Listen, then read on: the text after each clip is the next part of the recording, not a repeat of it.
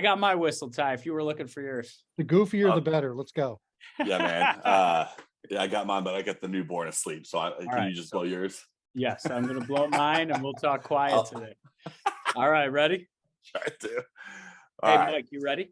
Yeah, let's go, man. All right. Tyler, timeout. Who are we taking the timeout with today? Golly, what a weak whistle, Kevin. But man, we got a baby sleeping now in the background over there. But man, thanks for jumping on, Kevin. It's good to see you again, brother. And today, ladies and gentlemen, we have Mike Klemmer, the founder of Ariel Resupply Coffee, also an Army veteran entrepreneur. Mike, thanks for being on the show.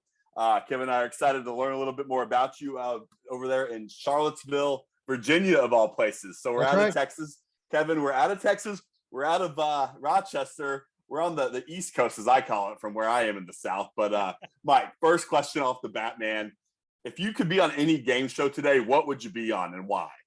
Oh, easy. That's the $100,000 pyramid. Have you seen how easy that game show actually is? No, tell me more. Tell me more. Let me just say this, like, because we've been watching this lately, like that show is funny. Because first of all, Michael Strahan's funny in general. But second, like all you have to, it's like charades and just pick one word. But like every single time somebody wins, they win $60,000. And you're like, that was the easiest game show I ever saw. So like, it's like almost a guaranteed 60 grand if you can just get through a round. I like that. I like guaranteed. All right. So we're headed over. We're about to go win our quick, cool 60K. What music are you turning up on the radio when we're headed over to the studio for the taping of this $60,000 check? Well, I mean, I guess I'll show my colors here. It would probably be Eminem. Okay. Or something. Well, I'll date myself, but like the 1995 to like, or 1990 to like 2005 hip hop scene is probably my Say no more. I think that's where Tyler and I reside as well. Oh, I'm in that neighborhood for sure, Mike. Yep. And I just wanted to fire one off you too, Mike. If you could create any bumper sticker, what would it say?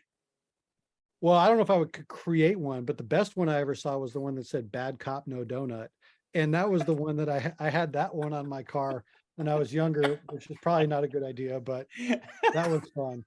Did it get you pulled over anymore? Well, you know, it's funny because I had been pulled over at the time when a cop saw it and I thought I was going to get a ticket because of it. And he saw it and just laughed and let me go. So it must have worked. It was my kryptonite. All right, Mike. So we know your game show. We're ripping up some Eminem. We got a bumper sticker, bad cop. No donut. No donut. No donut. Yep. Where are you taking us out to Tyler and I in Charlottesville that we absolutely have to try and is like the spot to go? Well, I mean, there's a couple, right? So, but I would say that the one that I would take you over every place is I don't know if you guys have been to well, you probably haven't been to Monticello, but Monticello is where Thomas Jefferson was born, or where Thomas Jefferson resided when he would come down here from the White House, right? And it's a pretty cool place. And right outside of it is an old throwback to like the old, like 1775, 1800s called Mitchie's Tavern, which is a kind of like if you've ever been to a medieval times, like it's kind of in that genre, although there's no jousting. It's just, I was going to say, is there paid acting as well? No. There's nothing like that, but that's cool. And I like that because it's history and it's the history of kind of way Virginia was back then. That's really, really cool. And Virginia's continuously Charlottesville, not to bring it up, but continuously that hotbed in the nation that is focused on that history and that what do we do with that history? That's right. Speaking of your history, coming from, thank you again for your military service. Yeah. But here we are talking to a business owner, a leader of sorts, and your own CEO. Why did you start this company? Why were you so passionate about it coming out of your military service? Some people retire, some people look for other little things to do, but here it is, you kicked off a growing organization. Yeah, I think it's really twofold. The first would be, it's because I wanted to do something that would give back to the veteran community. I wanted to do something that would identify and represent the veteran community in the way that I wanted it to represent.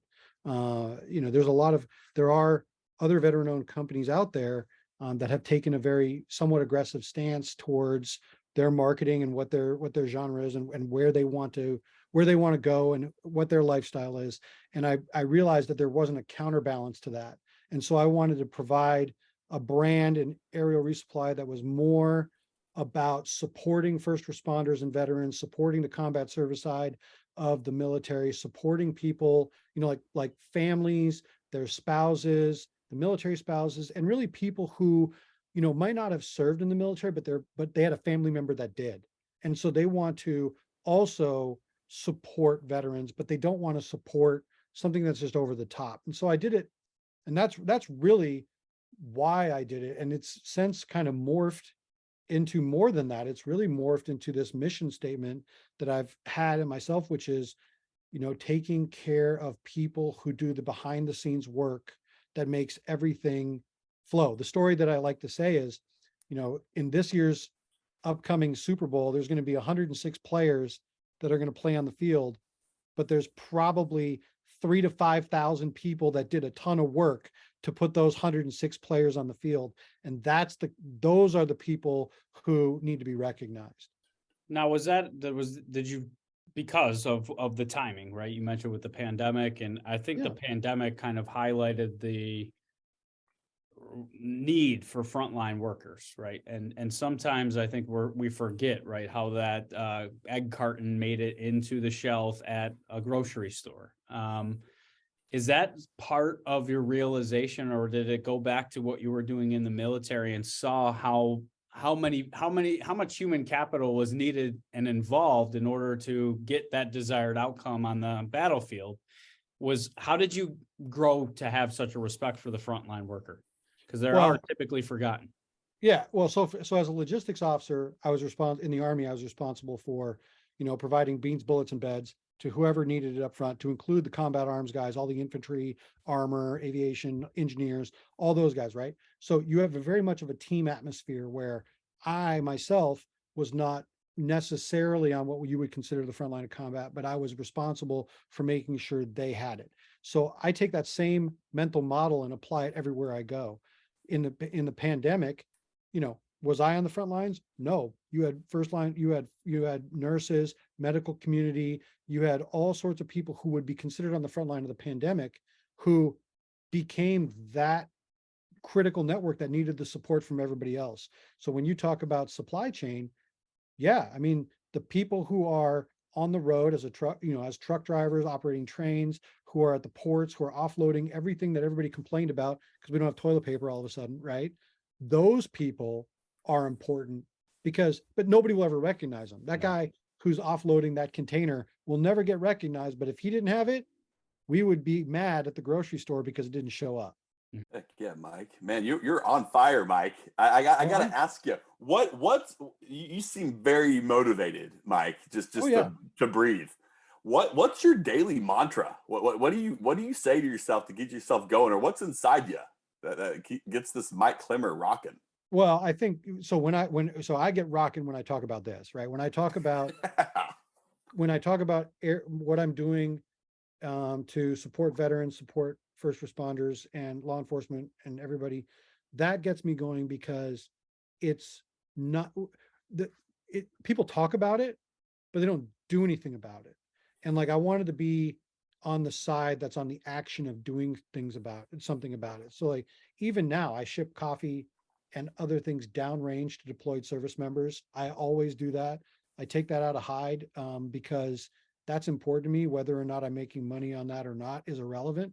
I want to make sure that the guys and gals who are around the world are taken care of with what I can do now. And as I grow, that'll grow into something more than that.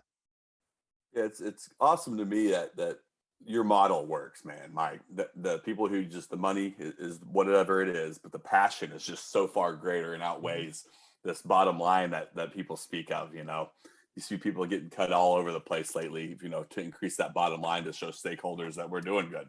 Yours is just totally opposite, man. And real quick, are you reading any books right now? Is there anyone that you look up to, and what books are you reading currently? So the book that I just finished was Crush It by Gary Vee. If you've ever read that book, that's a phenomenal book.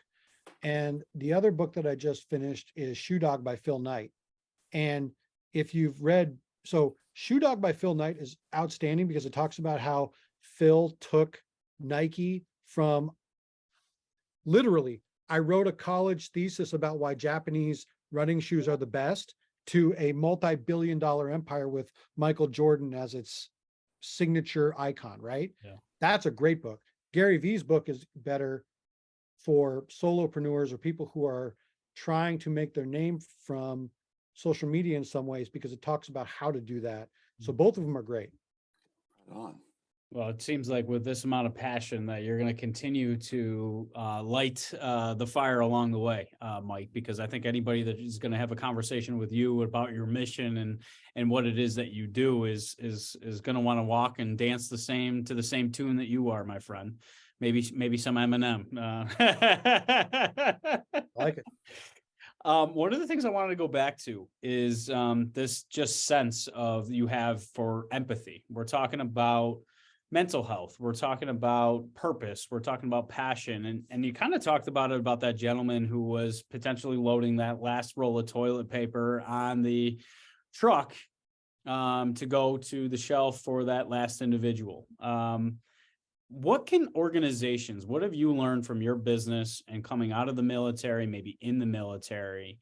What can organizations or managers or businesses, how can they do a better job at facilitating to that frontline worker how pivotal they are in the big picture of everything?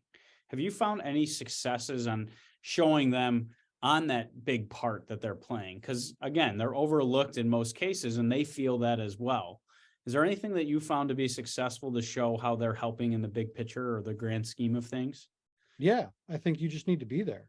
I think what ends up happening is people, especially leaders at every level, get comfortable being behind a computer or at a desk. They get comfortable being at the corporate headquarters. They get comfortable, in the air conditioning. And what they're not willing to do is they're not willing to go out and actually be with the people who are doing the jobs by which they're supposed to be supervising. And, like what I've learned is that, it doesn't come, in my experience, it doesn't always come down to pay. It doesn't always come down to benefits. It doesn't come down to, it comes down to, are people who I work for grateful that I'm doing this job? Are they happy that they're willing to come down and see what I do and experience it and just be personable, right? Like, you don't have to come down and yell at me, just come down and see what I'm doing, be a part of it. Like, I think a lot of people forget that. And then they just look at it as, well, I hired you to do a job, go do it. And they try to make it about ones and zeros instead of making it about, well, who are you? Mm-hmm. And that's where it gets lost. And I would tell you is like, I think, so I heard this the other day, that engagement is obedience.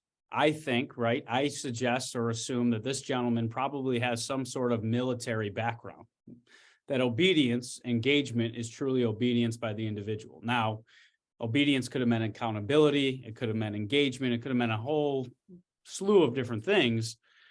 But in the military, there's almost rank and file that obviously you have to fall into place and you're expected to do certain duties. What you're kind of talking about and what you're seeing and what I'm hearing in the conversation, Mike, is that you're almost celebrating the entrepreneurial side of leadership, right? The empowerment, the enablement, and the encouragement side of it. How did you come to that realization coming out of the 20 plus years that you had in the military, where empathy might have not been one of those buttons that was discussed, or mental health might not be one of those things that was discussed previously, or psychological safety, those types of things? How did you evolve into where you are today as this leader? Because I know you're going to get a lot of people that want to follow and be a part of your mission that you're on now. Well, I'll push back a little bit. I think that a lot of what you talked about in terms of mental health, empathy exists in the military. Okay. I think that there might be from people who've never been in, and my wife is one of them, who will say, well, you guys all just scream at each other, and that's not what happens, right? There is this, you have to so like, even from the very beginning, I was enlisted before I was an officer, so you grow up in the ranks, and all of a sudden it's like, okay, you have a battle buddy that you're responsible to pay attention to. And then as you get promoted, instead of one person, you have 4 people. And then when you get promoted, instead of 4 people, you have 10 people. And so every single time up the ladder, you start very small, but you all of a sudden, leadership wise, you become responsible for larger and larger organizations. But if you understand that at the end of the day, you're still responsible for the person to your left, then everything just becomes easier because you're paying attention to them. They're paying attention to somebody, and the empathy chain just rolls downhill because everybody's paying attention. It's when people pay attention to titles and they pay attention to rank more than anything, that chain gets broken. And then all of a sudden that all goes away. And that's where it becomes important for people to really understand that, I mean, we are in a people business. In any business, it doesn't matter what it is, it's all about people. So you have to take care of the ones that take care of you. I love that. Yeah. Employee experience equals customer experience. And yeah, I love how you're responsible for the person to the left, but I also hearing you is they had to go through that role, that same roles and responsibilities themselves. So they're gaining perspective along the way as well. That's incredible. Ty. That's right. Yeah, Mike, what do you think y'all's biggest challenges over there? If you could name one, if you could just I don't know, say poof and take the challenge or obstacle away. What are y'all struggling with? Challenge for what? Aerial resupply? Yes, sir. So I would say, like, right now, it's this is still very much just me. Like, everything that you see with my business is all me. So I would say I'm in a really good position because everything is a challenge, right? As you grow, as a small solopreneur, small business, every day is, I don't want to say it's firefighting because that's not what it is, but you come up against something that you weren't expecting or that you don't have the resources for. So it's always, it's creativity at its best, right? Like you have your model, you have your mission, but every day you're like, well, how am I going to do this? How is this going to work? How do I market this? How do I get cash flow? How do I expand my business? But that's all fun. I mean, to me, it's fun because, it's like I can do anything. I can do whatever I want. And, so it's a good mental exercise and it keeps me active. So I don't know if that answers your question, but it's, I don't think there's something that I could just say poof. I mean, I get, hey, here's $1 million, Michael, figure it out. But but wouldn't we all like that, right? Like but for me, it's like, I enjoy the journey. If somebody were to do that to me, I don't know what I would do because that would accelerate me past the point that I'm maybe not mentally ready for yet. Well, what's harder, coaching 3-year-old soccer or starting your own business? Oh, 3-year-old soccer. I mean, let's be real here. I mean, come on. Comes to the parents. Yeah. I did that. That was, let me tell you, 3-year-olds are great because they get on there. All they want to do is kick the ball, but then that's all they do. They just run around. They're like headless chickens kicking the ball. And after a while, you're just like, whatever, just go.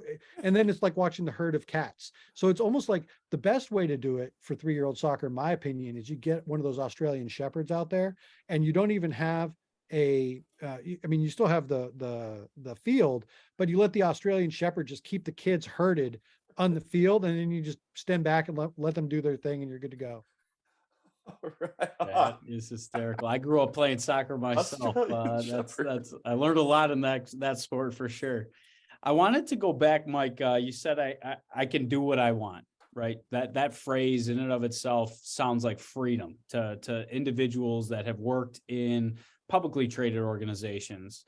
And I almost refer to it as there was this perception of the career path that I chose coming out of college, because we watched our parents' generation. They almost signed themselves up for a life sentence within that career, right? And some may believe that military almost is that, not life sentence, it's a poor use of words, but it's like you have no other option. But you, obviously, I think like others coming out of the pandemic have started to reprioritize what they truly want, right? To achieve that purpose, to align their strengths, to identify their weaknesses, but get comfortable with change and being uncomfortable. And I think everybody now is looking for that balance or the integration of work and life, but really searching for the I can do what I want almost mentality. They want control. You talked about enjoying the journey. You talked about being a solopreneur and entrepreneur. I think a lot of people are in the similar mindset. What made you take that leap of faith in yourself to open up Aerial Resupply? Well, I think it came down to I wanted to try my hand at something that I thought would work and thought the market would like, because I felt it was important to me. And so when I started, like it wasn't like it was all just like poof, here it is, right? Mhm. Like it was a lot of, I have a rule that says once I get to 80% of whatever I think I should be doing, I push go. And I figured the other 20% out along the way. Because if I wait till 100%, I'll never do anything. And so for me, what I did was I just, I was like, well, this is what I wanted to do. I figured out I figured out how to build an LLC, figured out how to do my website, figured out how to roast coffee, figured out how to fulfill, figured out how to do everything. And I used YouTube as my platform to learn all of it. And even how to run a business, right? Like you need to, even to accounting, like how do you account for everything? Because I did, like, full disclosure, and I don't know if anybody, accounting sucks. Like I hate it. It's the worst subject in school. Like I hate it, right? But Yeah. like if you don't want the feds coming after you, you got to know it. You're counting so- beans, beds, and bullets all day. Right. Well, you get it, right? And so I did all that, and I just said, I want to try something. And honestly, I was a success the moment I sold my first bag of coffee. 100%. I was a success, right? I could have shut it down there and been happy with it and been like, you know what? I did a great job. But what I realized is that it was, there was more to it. I didn't know how to market it. I didn't, like, for the first 5 months, it was like brute force marketing, right? Like ask your friends, ask your family, try to figure things out. You're like, doing everything you can, but just brute force. And then this past year has been like refining it, right? Like, okay, I have no idea what I was doing back then, but fine, it helped me get through a phase. But now I don't want to do it this way. I want to do it this way because I understand what works, what doesn't, more efficient with my time, and where I really, as the CEO, need to apply my energy. But since I'm doing everything, like I have to like balance where that is.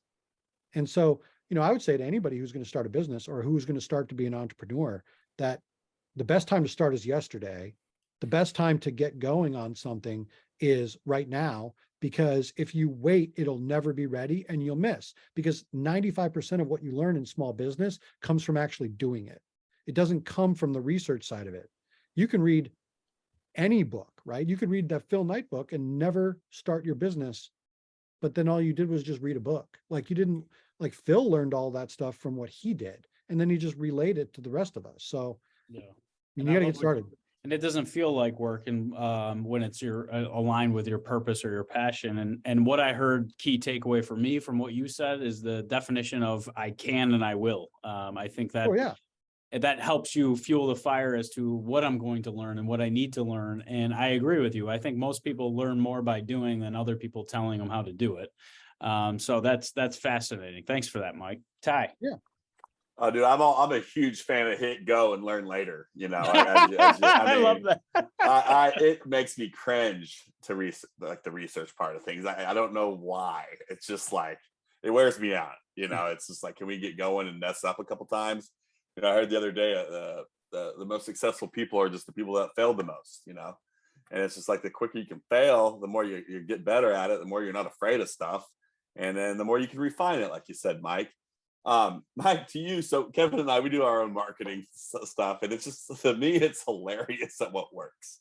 What have you found out that works in marketing, per se, over your fast year or so? I mean, if I knew that, I'd be much better off. Right? You wouldn't be talking to us right now, that's for sure. I mean, I'm still trying to figure that out. Look, man, I'm okay with email marketing for myself, but I will say this. At the end of the day, it's about authenticity for me, right? Like my brand will speak to itself, and I post memes every once in a while when it's applicable to my brand.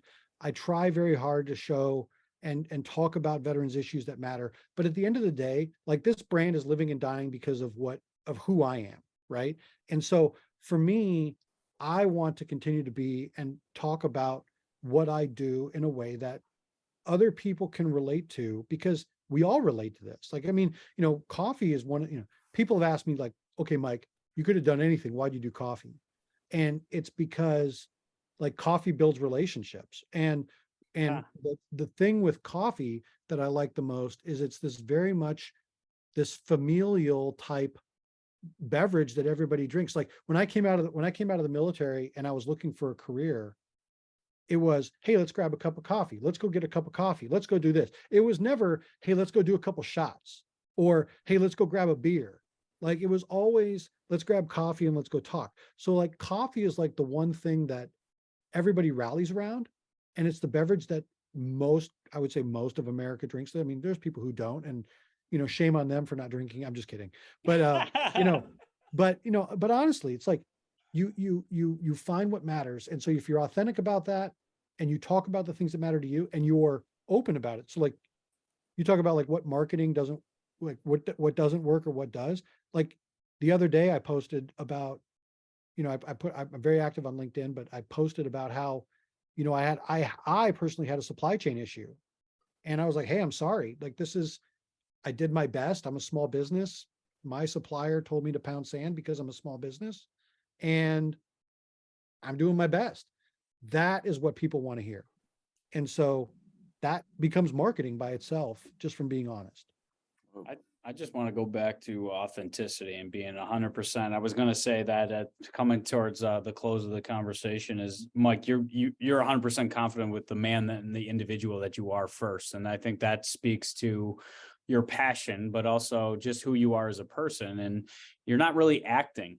We've heard that success changes people sometimes, and you said, I'm not really interested in changing unless it's for the better. And your point about coffee building relationships is that it's like almost breaking a loaf of Italian bread right at the table. But I think your authenticity, I think, is something that I had to learn, and why I'm more confident and I think better in my day job, but also at my career at home. Is knowing that it was 100% okay to be 100% myself, the same person that I was at home as I was at work, and vice versa. Because I was disorganized at home, but here I am so organized at work. And I realized, and I think that was the most freeing for me, is finding who I was. When do you think you, Mike, figured out who you were as a person and why this was such a passion to you and why you love supporting people and giving back and caring about the little guy, the underdog? When did you come to that realization, or is it a continued self-discovery journey that you're on? I mean, I think it's continued. I would love to say that, on my 31st birthday at 10 o'clock at night, I got struck by lightning and all of a sudden everything opened up, right? I'd love to say that. I mean, I think we all would, right?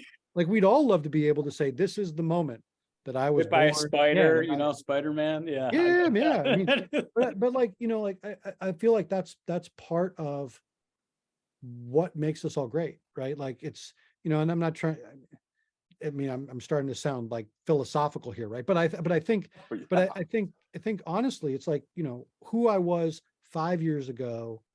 If we had this discussion 5 years ago, I don't know, we'd be having the same discussion. Mhm. If we had this discussion 10 years or 15, 20 years ago, you'd be talking to, 22-year-old Mike, who was more interested in cars and everything else, and didn't want to do any of it, like was like barely in the military and was just trying to figure out life. Like Yeah. that's the difference. And so now you're looking at, like, we're having this discussion and it's like, well, I've learned everything I needed to learn about the military that I was willing to learn. I've learned a lot because of leadership, because of what the Army taught me, and a lot of applicable leadership. And I'm just like, I know what I know and I know what works for me, but I'm always learning. Like tomorrow I could learn something else and be like, well, that invalidates what I was doing before. Maybe this is the better way to do it. Yeah. And like, so, the phrase I use is, I don't know what I don't know.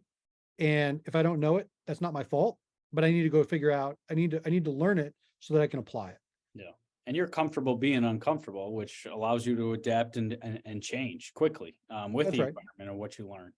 And I was talking with some friends, and Tyler and I were talking the other day, and I try to explain to people that I have this more sense of knowing of where I'm going, but I still have no idea of the final destination. But you just keep putting one foot in front of the other, like you have, like from YouTube videos and figuring out accounting. You're just kind of keep continuously taking those steps forward, even though you're almost, you're not unaware or uncertain of what the final destination is, but each step feels good, is what I keep telling Tyler. So, Mike, I just wanted to say thank you, one, for your military service, two, for taking some time from a random stranger reaching out to you on LinkedIn to be on this show, because I knew your story and the personal reflection that you've done creating this coffee brand, I should call it now, and company. Just focused on the frontline workers. It really spoke to me, because here it is, everybody else is focusing on usually the top half, and here you were focusing on the bottom. So thank you for your leadership. Thank you for the difference that you're making out in the world and the impact that you're having. And thanks for sharing some of your philosophical ideas, which Tyler and I love, because it really speaks to us and helps us on our own personal mission, journey as well. So thank you so much for being a part of the show with us today. Yeah, I had a great time. It was awesome talking to both of you guys. Mike, it was great to meet you. And where the heck can we find Ariel Resupply Coffee? Ariel, so you can find me mostly online. I'm still pretty much a web business, but arielresupplycoffee.com. I'm on Amazon. You can find me on any of the social media channels at Ariel Resupply Coffee.